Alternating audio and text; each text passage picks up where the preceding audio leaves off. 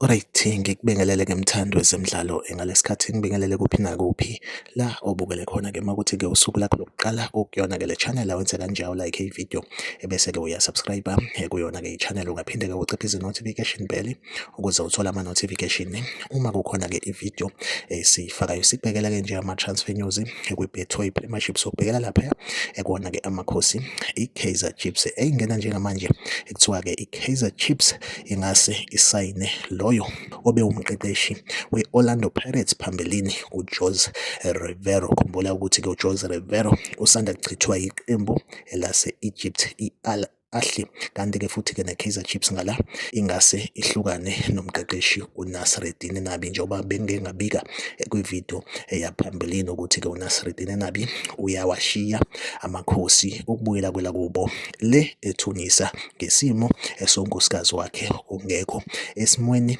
esikahle. Sokubikwa ukuthi-ke i-Kaizer Chiefs umqeqeshi ezomqasha uyena-ke uJose Rivero oke waqeqesha-ke lona iqembu elebhakabhaka nalapho futhi-ke enza kahle kakhulu. So iyona update engiyiphethe-ke njengamanje, like ividiyo usubscribe kuyona-ke i-channel. Mina nawe asihlangabezane kwividiyo elandelayo, nisale kahle.